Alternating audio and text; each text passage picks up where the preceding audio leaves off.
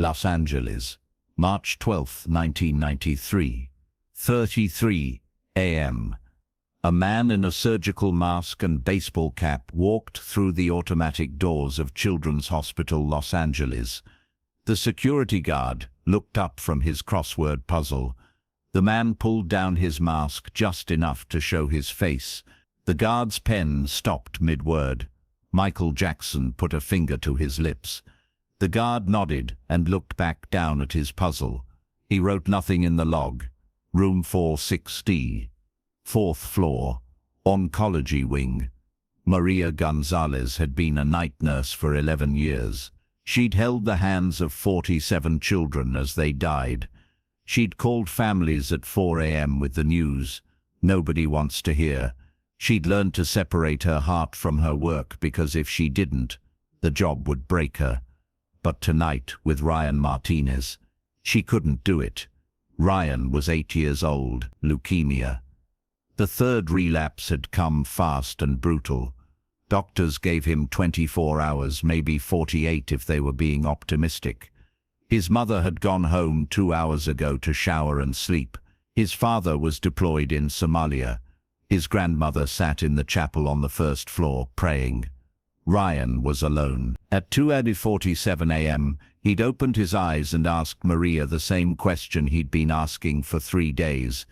Did Michael Jackson call back? Maria had tried to smile. Not yet, sweetheart. He's probably busy. Ryan whispered. He's probably on tour or something. Maria adjusted his IV. Probably. That's okay, Ryan said. His voice was getting quieter every hour. I understand. He doesn't know me. Ryan closed his eyes again. The heart monitor beeped its steady rhythm. 72 beats per minute. Down from 78 6 hours ago. Maria stood there looking at this child who'd asked for so little. One wish. To meet Michael Jackson.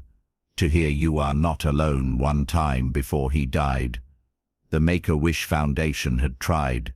They'd called MJ's management 17 times over the past week. They'd sent faxes. They'd explained the situation. Terminal. Days left. Small window. The response had been the same.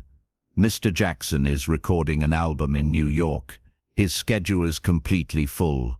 We'll try to arrange something when he returns to Los Angeles. Ryan didn't have time to wait for Michael Jackson to return to Los Angeles.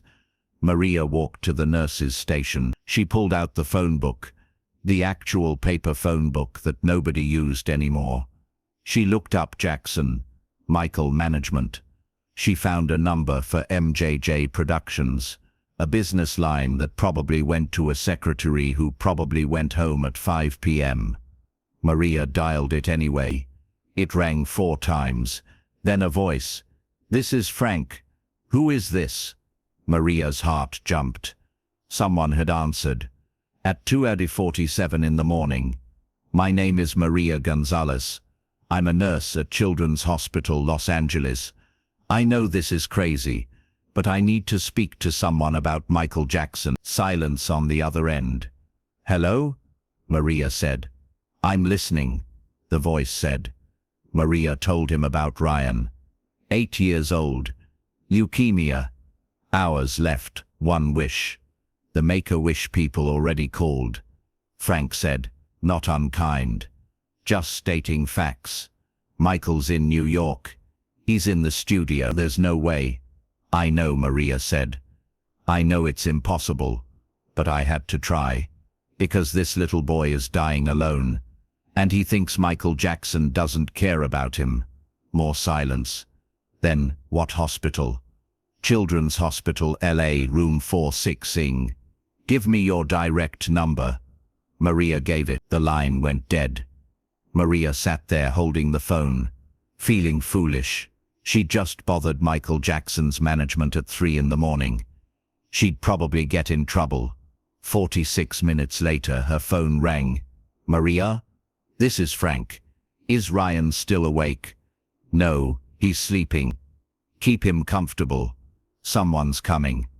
What do you mean, someone's? The line went dead again. Maria walked back to room 466. Ryan was still sleeping. His oxygen saturation was dropping. 88%, down from 92%. She adjusted his nasal cannula and held his small hand. "I tried, baby," she whispered. "I'm sorry." At 3:33 a.m., Maria heard footsteps in the hallway. Fast footsteps, multiple people. She turned. A man in a surgical mask and baseball cap stood in the doorway. Behind him, two other men in dark clothes. The man pulled down his mask. Maria's knees nearly gave out. Michael Jackson walked into room 466. He wasn't wearing stage clothes, just jeans and a black shirt. His hair was pulled back. No makeup, no spectacle, just a man. "Is this Ryan?" Michael asked quietly. Maria nodded. She couldn't speak. Michael looked at the two men behind him. "Wait outside, and make sure nobody comes in." They left. Michael pulled a chair next to Ryan's bed. He sat down. He looked at the monitors, the IV bags, the oxygen tubes. He looked at Ryan's bald head, his sunken cheeks, his small chest, rising and falling. Then he did something Maria would never forget. He took off his right glove, the famous white sequined glove, and he placed it on the bedside table. Then he took Ryan's hand in both of his. "Ryan," Michael said softly. "Ryan, wake up." Ryan's eyes opened slowly. He looked confused. The morphine made everything blurry. "Hi, Ryan," Michael said. "I'm Michael." Ryan blinked. He tried to focus. Then his eyes went wide. "I'm sorry I took so long," Michael said. "I got here as fast as I could." Ryan started crying. Not sad crying. Something else. "You came," Ryan whispered. "You actually came." "Of course I came," Michael said. "You called for me. How could I not come?" Maria stood by the door, watching. She'd seen a lot of things in 11 years, but nothing like this. "I know what you wanted to hear," Michael said. "And I'm going to sing it for you. But not the way I sing it on stage. The way it's supposed to be sung. Just for you. Okay?" Ryan nodded. Michael closed his eyes. He didn't need music. He didn't need a microphone, or speakers or backup singers. He sang, a cappella, raw, nothing between the voice and the words. "Another day has gone. I'm still all alone." Maria looked at the heart monitor. 72 beats per minute. "How could this be? You're not here with me." 74 beats per minute. "You never said goodbye. Someone tell me why." Ryan was staring at Michael, tears streaming down his face. His small hand squeezed Michael's fingers. "Did you have to go and leave my world so cold?" 76 beats per minute. Maria looked at the oxygen saturation monitor. 88%, then 90%, then 92%. That wasn't possible. Every day I sit and ask myself, how did love slip away? 94% oxygen saturation. 78 beats per minute. Maria grabbed the chart. She checked the numbers again. She looked at Ryan. His color was better. His breathing was easier. Something whispers in my ear and says, Michael opened his eyes and looked directly at Ryan. "That you are not alone.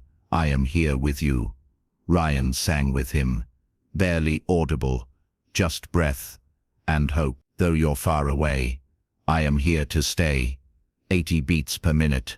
95% oxygen saturation. "You are not alone. I am here with you."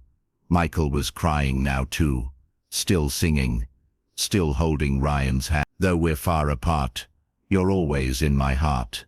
When the song ended, the room was silent, except for the steady beep of the monitors. Ryan looked at Michael. "Am I going to die?" Michael didn't lie to him. "Yes. Tonight. I don't know. Maybe. Maybe not." Ryan thought about this. "I'm scared." "I know. Will it hurt?" "No," Michael said. I promise it won't hurt. How do you know? Michael smiled. Because you're not alone. I'm here with you. And I'm not leaving until you're not scared anymore. He stayed. 3:33 a.m. became 4. Michael sat in that chair holding Ryan's hand. Sometimes they talked, sometimes they didn't. Michael sang 4 more songs. He told Ryan about his childhood, about his brothers, about being scared too sometimes. At 6:47 a.m., Ryan's mother arrived.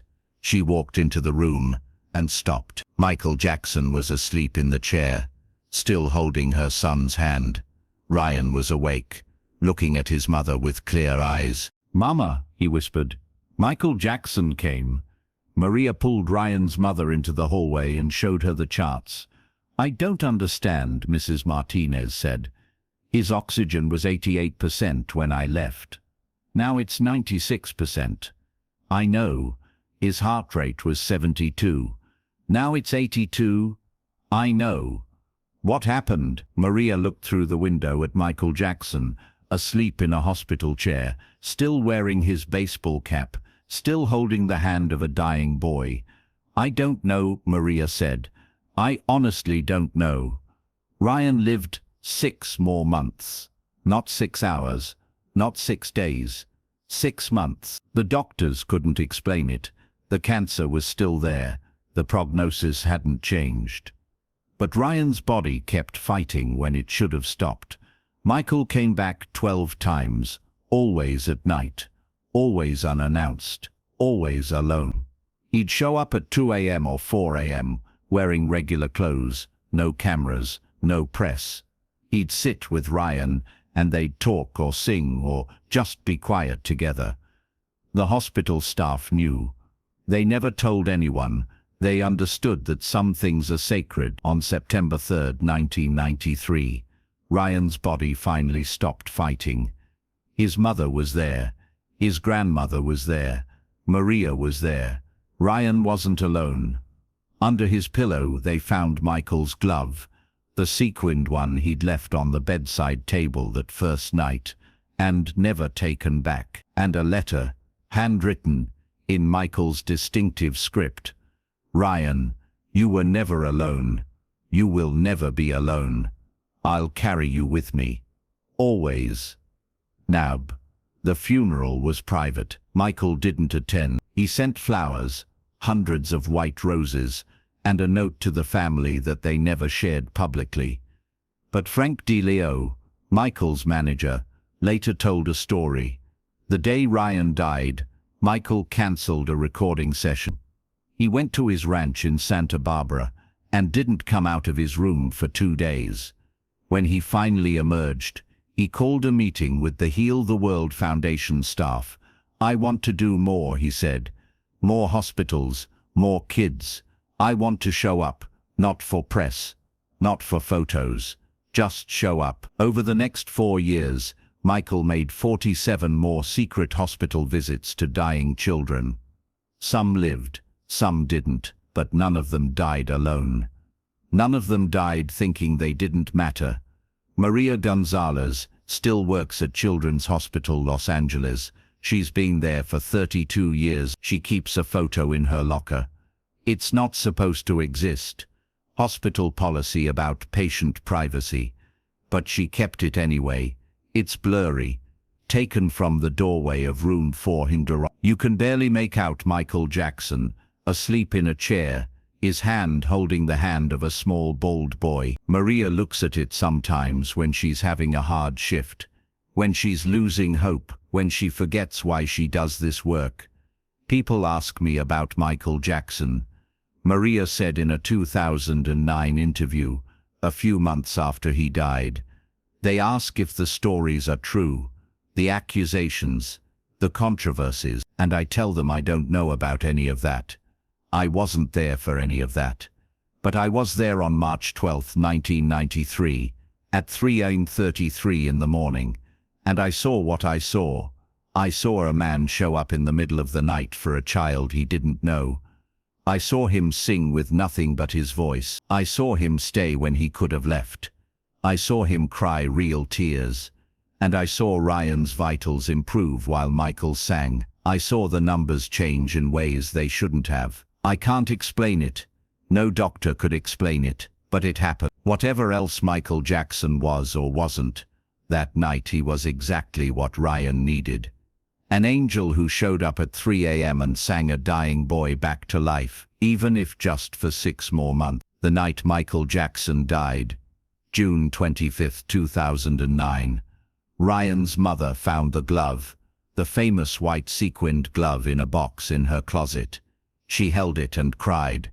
Not for Michael Jackson, the superstar, not for the king of pop, for the man who'd sat in a hospital chair at 3 in the morning, holding her son's hand, singing him songs about not being alone, for the man who'd given her son 6 more months when he should have had 6 more hours, for the man who'd proven that some performances have nothing to do with stages.